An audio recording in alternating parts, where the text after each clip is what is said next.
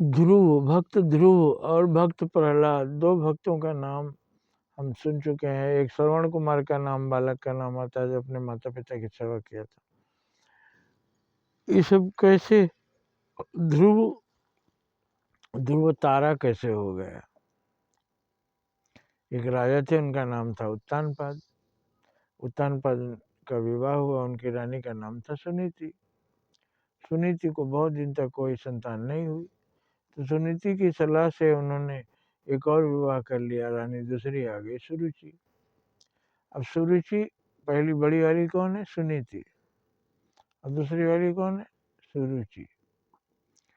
और उसमें से सु हटा दें तो एक है, पहली आदमी की पहला चॉइस होता है नीति, और नीति में सफलता नहीं मिलती तो घबरा करके रुचि पर ध्यान देने लगता। तो उस तरह से सुनीति को संतान नहीं हुई तो सुरुचि से शादी कर ली। अब दोनों को पैदा हुआ। हमारे अच्छे बुरे हर कर्म का फल आता है, तो दोनों का फल आया। सुनीति से ध्रुव हुए और सुरुचि से उत्तम। उत्तम हुए, लेकिन वो सुरुचि के बेटे थे ना।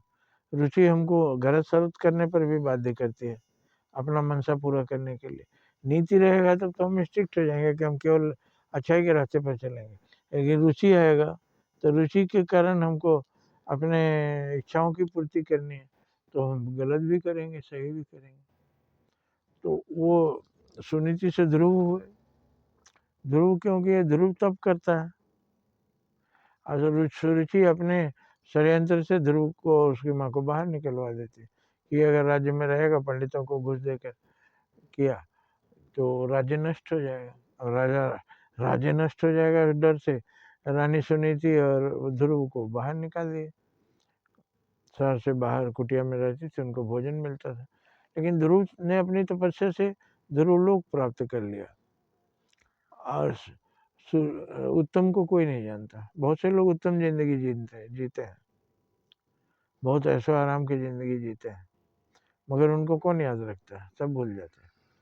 और जिसने समाज के लिए कष्ट किया, तप किया, समाज का दुख दूर किया, उसको दुनिया याद रखती है। ये है ध्रुव। तो हमें दो रास्ते हमारे सामने आएंगे, नीति और रुचि। हमको नीति पर ही चलना चाहिए, रुचि की ओर नहीं भागना चाहिए। दोनों की तरफ भागे हो तो देखिए उनका क्या हाल हुआ। केवल ध्रुव को याद किया जाता है, राजा उत्तानपाद को थोड़ा उन्हीं के कारण, लेकिन सुनीति तारा उनके बगल में ही चमकती है, ध्रुव के बगल में उनकी माँ को स्थान मिला हुआ है। तो हमें भी अपने जीवन में नीति पर चलना चाहिए, रुचि की ओर ध्यान नहीं जाना चाहिए। देर से फल आए, अच्छा फल ना भी मिले, सारा जीवन तपस्या में बीत जाए, लेकिन अंत भला तो सब भला, अंत में भला होता है। इसलिए हमें नीति को अपनाना चाहिए, रुचि को नहीं। यही दोनों रानियों का नाम था, सुनीति और सुरुचि। और राजा उत्तानपाद कौन है? आप ही हैं। आप ही को चलना है, तो हमेशा सुनीति की तरफ चलिए, तो ध्रुव लोक की प्राप्ति होगी। आपकी संतान ध्रुव बनेगा। जय हिंद, जय भारत।